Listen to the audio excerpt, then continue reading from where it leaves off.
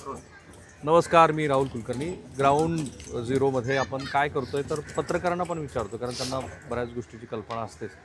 कोल्हापूर झालं, सांगली मिरज झालं, सोलापूर झालं आणि मुंबईत 10 दिवस तुम्ही वेगवेगळ्या घटकांची एन डी टी व्हीच्या प्लॅटफॉर्मवरती संवाद साधणारच आहात.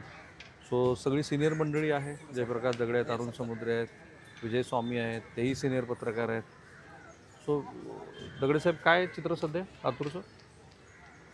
लातूरचं भारतीय जनता पक्ष आणि काँग्रेस हे दोन प्रमुख पक्ष मैदानात आहेत. हो.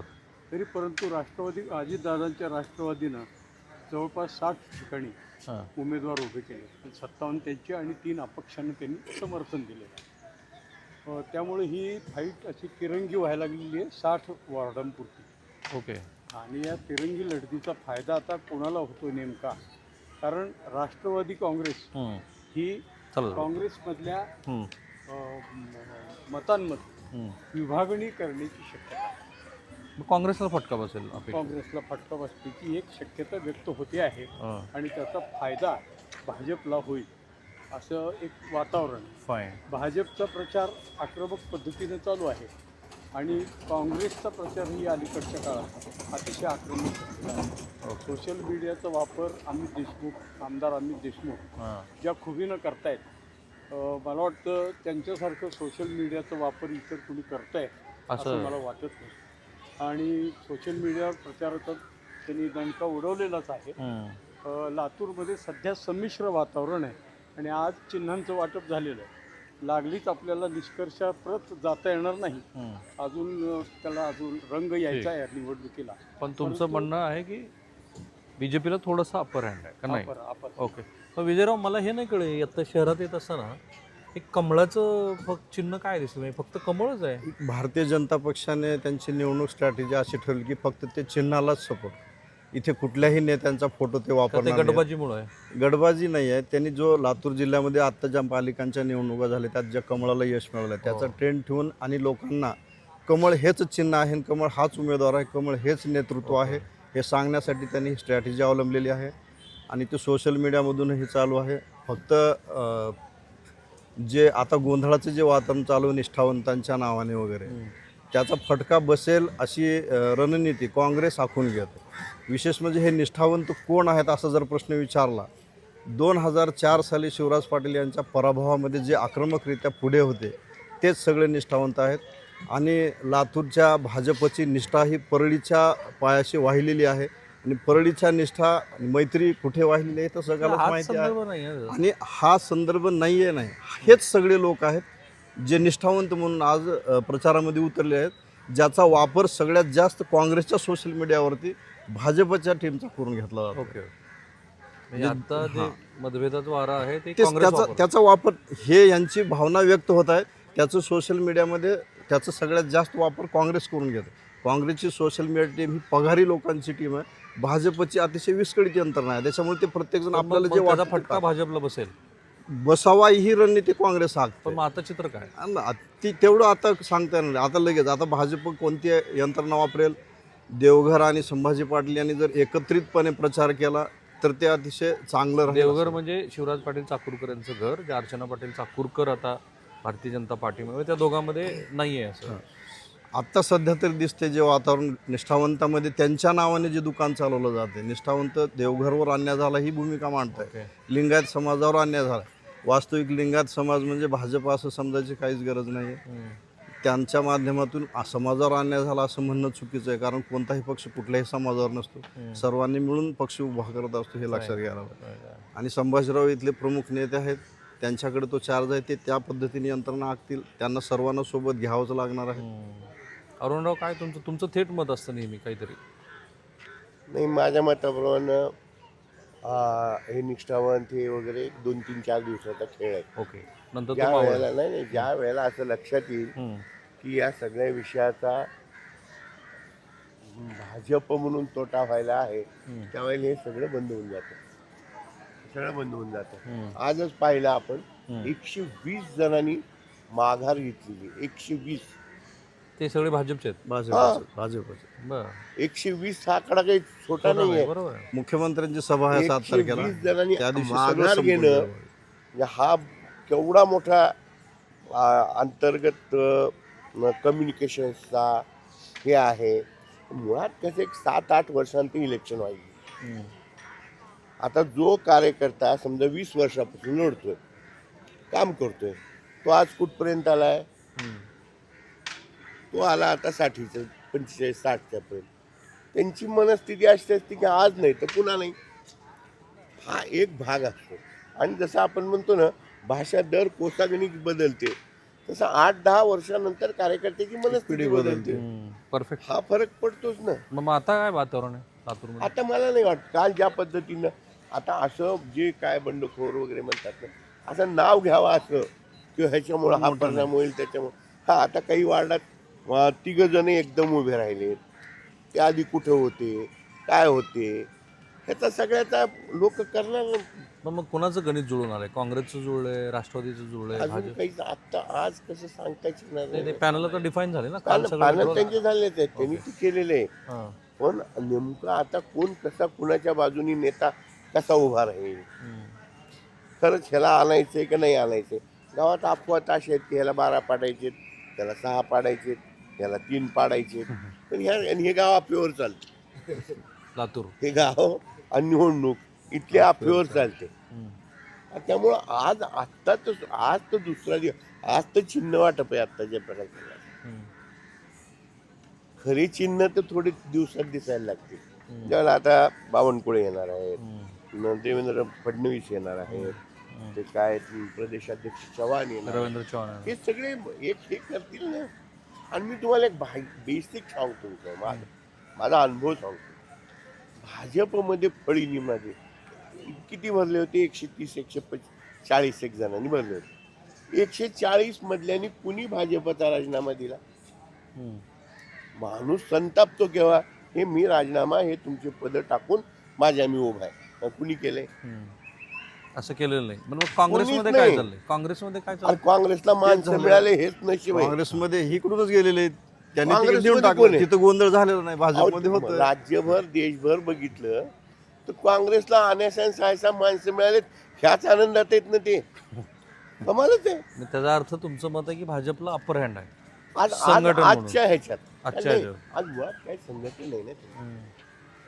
संघटन आहे त्यांच्याकडे, ह्याच्याकडे रडता आलं नाही, ते ह्याच्याकडे रडता येते, त्याच्याकडे रडता आलं, त्याच्याकडे रडता येते. काँग्रेसमध्ये रडायचं असेल तर हसायचं असेल. दगडे साहेब, तिथे अमित देशमुख सारखं नेतृत्व आहे ना काँग्रेसकडे. हो.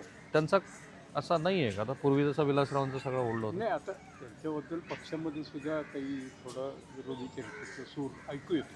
अजूनही अजूनही ऐकू तो विधानसभेला एवढं कमी मताधिक्य झाल्यावर पण झाल्यावर सुद्धा. वा वा. पण कसं आहे की त्यांची नियोजनबद्ध जी प्रचार यंत्रणा आहे ती अजून तितकीशी कामाला लागलेली नाही. आणि अजून म्हणतात तसं थोडंसं विस्कळीतपणा तिकडं आहे प्रचारामध्ये. अमित देशमुखांचा जनसंपर्क कमी आहे अशी साधारणपणे कार्यकर्त्यांची तक्रार. जी विधानसभेलाही होती, आताही काय आहे? आताही कायम आहे. की आता ती चूक सुधारतात की नाही आता याच्यावर किती बरीच संधी लोकं द्यायची त्या सुधारायची? म्हणजे दरवेळेला तोच मुद्दा. अहो, काही शहराचे प्रश्न आहेत की नाही काही? नाही, या आता हा तुम्ही फार चांगला मुद्दा मांडला. हां. मला काय असं म्हणायचं आहे, मी ह्या मुद्द्याला आलोय 2-4 दिवस 5 दिवस वाचतोय.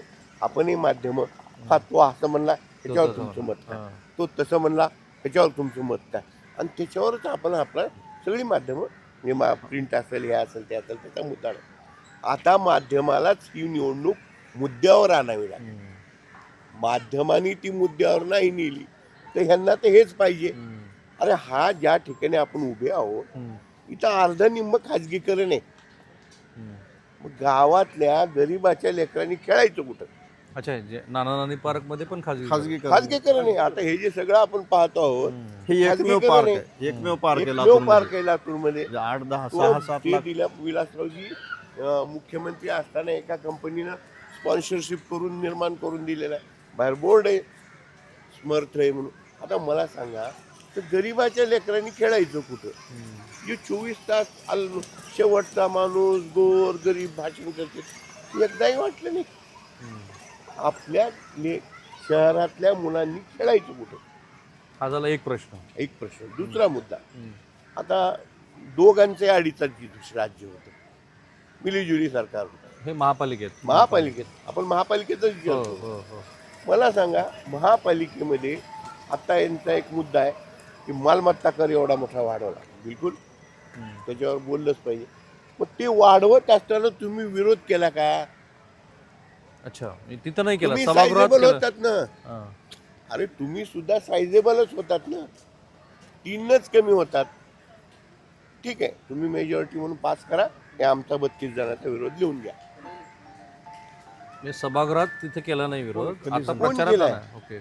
ना भाजपनी कधी ह्यांच्या महापौर असताना केला, ना काँग्रेस असताना, हे भाजप असताना काँग्रेसने ठीक आहे, केला. हा झाला दुसरा मुद्दा.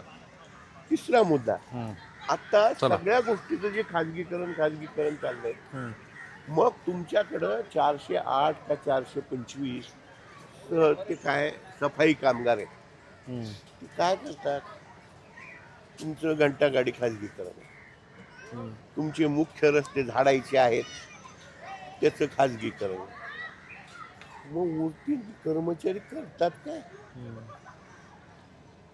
एक आमच्याकडं त्याचं नाव विसरलो मित्र, ऋषीवंशी का काही त्याचं नाव होतं त्या बिचाऱ्याचं, IAS अधिकारी आलता. त्यानं सकाळी 7 वाजता जाऊन हाजरी घ्यायला सुरुवात केली. त्यानं ठरवलं होतं की सगळ्या सफाई कामगाराचे फोटो आणि त्या वार्डात ते लावायचे. अनेक सफाई कामगार हे सफाई कामगार नव्हतेच, ते कुणाच तरी पदाधिकाऱ्याच्या घरी, कुणा ऑफिसरच्या घरी हेच काम करत होते. आणि सगळ्यात घर आहे हे, म्हणजे आमच्याकडे एक म्हण आहे, बाहर से शेरवानी अंदर से परेशानी. हे जे मुख्य रस्ते आहेत ती झाडायचं काम खाजगीकरण आहे. आता मुख्य रस्त्यावर होत असतो किती केर कचरा. मग गल्लीतल्या कुणीही सांगावं की आमच्या गल्लीत ह्या महिन्यामध्ये किंवा ह्या 6 महिन्यात माणूस झाडायला आलता. पूर्वी आमच्याकडे सकाळी काय असायचं, झाडणाऱ्या बायका यायच्या, गटारी काढणारे पुरुष होते. हा एक मिनिट, आता हा यांनी महिलांचा विषय काढला. तुमच्याकडे मला तर ही एसटी बस सुरू झाली होती ना महिलांसाठी? सुरू आहे ना. आहे, ती चालू आहे. ती मात्र चालते. पालिका तोट्यात आहे, हां. कोट्यवधीच्या तोट्यात असते. हे फ्रीमध्ये चालतं सगळं. आणि पाण्याचं काय स्थिती सध्या प्यायचं? पाण्याची जशी होती तशीच पूर्वीसारखी पूर्वीसारखी. हे आम्हाला असं शहर एवढा आहे की पाऊस झाला जिथे म्हणून काही महाराष्ट्रातली पहिली रेल्वे गाडी आली होती. काहीही फरक नाही. आजही 8 दिवसालाच पाणी येतं, हां. त्याच्यामुळं त्या बाबतीमध्ये आम्ही सुखी कधीच होणार नाही. पण जयप्रकाश ह्याचं कुणाला चिंता नाही वाटत? आपण 8-8, 10-10 दिवस पाणी घेतोय. आता मला सांगा, माध्यमांनी इतक्या वेळा लिहिलं, हां. काही फरक पडला नाही. प्रत्येक निवडणुकीत ते उजनीचा विषय काढायचा आणि टाळे मिळवायचे, बाकी काहीच नाही. काही झालेलंच नाही ना.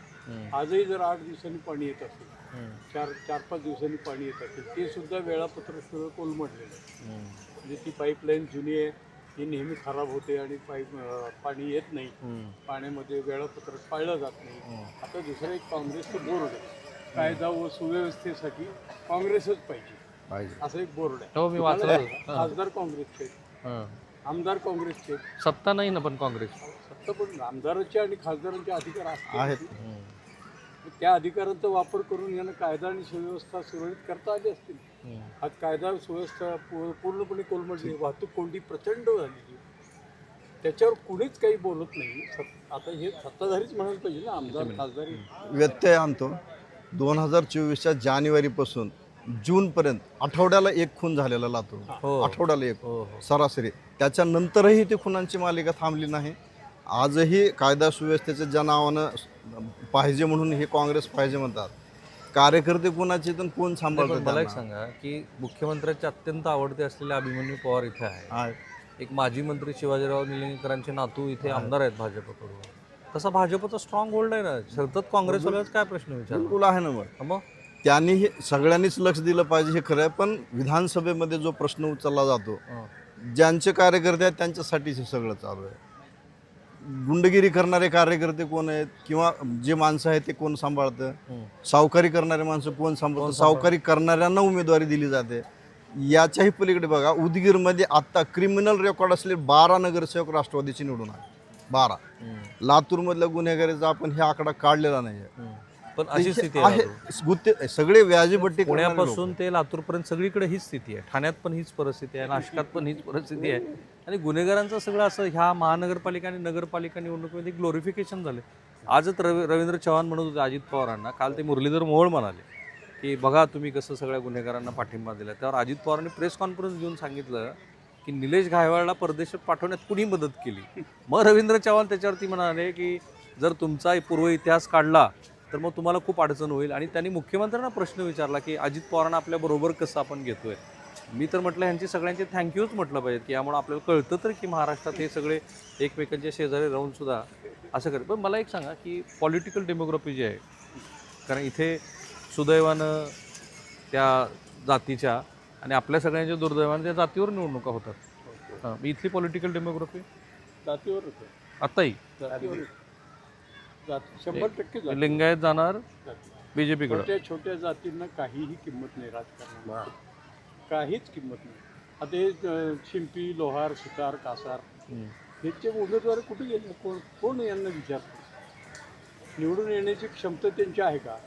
5-50 घरं असतात या छोट्या छोट्या जाती. असं सर्वसमावेशक प्रतिनिधित्व महापालिकेत उमटायला पाहिजे. ब्राह्मण नाही, जैन नाही, गुजराती आता नाही, माहिती सिंधी सांगतो. नाही. तुम्ही म्हणलात जातीचा विषय काढला म्हणून सगळ्या पक्षात मिळून एक ब्राह्मण उमेदवार आहे. जबकि साइजेबल पॉप्युलेशन आहे. काय सायझेबल पॉप्युलेशन आहे. एका वर्ग 4-4 हजार. आणि आणि संघाचं सुद्धा एका काम आहे ते. काँग्रेसच्या ब्राह्मण नेत्याला एक हे साक्षीदार आहेत ते. हां. आषाढीच्या म्हणजे त्या वारीला तर जाऊ दे, निवडणुकीच्याच वारीत येऊ दिली नाही. वारीच्या कार्यक्रमात सांगण्यात आलं काँग्रेसनी की महापालिकेचं नेतृत्व आता तुम्ही करायचंय, म्हणजे फॉर्म परत घ्यायचा आहे. What is this? आणि दुसरं काय माहिती का, भाजपनी टेकन फ्रॉड हे कुठे जाते? जसं अल्पसंख्याकाचं काँग्रेसबद्दल काय आहे. माहिती का, हा बस. आणि सगळ्यात मॅडम जसं आता जयप्रकाशने विषय केला, मायक्रो मायनॉरिटीचं काय, खऱ्या ओबीसीचं काय. शरद पवारांनी एक नेहमीसारखी गुगली मागच्या निवडणुकीत टाकली होती, खऱ्या ओबीसीना नाही उमेदवारी नाही, द्या. मागच्या नाही, आता नगरपालिका ते- नगरपालिका- निवडणूक त्याच्यावर नगरपालिका. खूप मंथन सुरू आहे सध्या. आता ते म्हणजे काय होतं माहिती का, हां.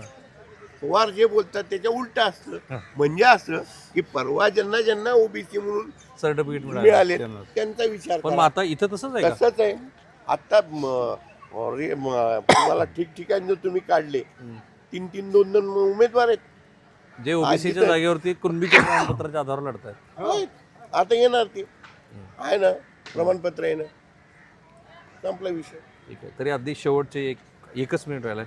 विजयकुमार, आत्ताच्या स्थितीमध्ये काय दिसतंय तुम्हाला चित्र? Upper hand, lower hand? अजूनही मला वाटतं की भाजपवर चढच राहील. अरुणराव? नाही आत्ताची जे फर्स्ट फेजमध्ये भाजप कसं ह्या सोशल मीडिया वॉरमध्ये आक्रमक होईल, त्याला काय पैसे फेको तमाशा देऊ काय? पण ते केलं पाहिजे. Okay fine. तुम्ही आता कोणाला अप्पर हँड देताय? नाही देत. नाही अपरंट आता बीजेपी ओपन आहे. सर तुमचं काय? सभा आहे. Upper hand. मी तुम्हाला मुद्दाहून मागे ठेवलं होतं, त्याचं कारण होतं की ह्या सगळ्यांचा सार काढल्यानंतर काय दिसतंय? माझं वैयक्तिक मत थोडं वेगळं आहे हां, की बीजेपीमध्ये जी बंडखोरी झाली म्हणतात, राईट. त्या बंडखोरीचा परिणाम 100% बीजेपीवर होणार. ओके. आणि राष्ट्रवादी काँग्रेस आता स्वतंत्रपणे जे अजित पवार गट जे थांबलेला आहे त्याचा परिणाम काँग्रेसवर होणार. अच्छा, म्हणजे मुस्लिम आणि हिंदू जे वोट बँक आहे त्या दोन्हीलाही धक्का बसणार असं म्हणतात. फाईन. आणि पूर्वी एकांगी वाढणारी निवडणूक जी की बीजेपीला पूर्णपणे अनुकूल वाटत होती, आता मला जोरदार लढाई होईल असं वाटतं. हो फाईन. या नोटवरती थांबूया. माझा प्रयत्न आहे की 20 मिनिटाच्या ह्या आपल्या एपिसोडमधून प्रत्यक्षातले खूप सारे इन्साईट्स आणि इतक्या कमी वेळात पत्रकारच ते विश्लेषण करू शकतात म्हणून माझा सहकारी विष्णू स्वामी, राहुल कुलकर्णी, NDTV मराठी, लातूर.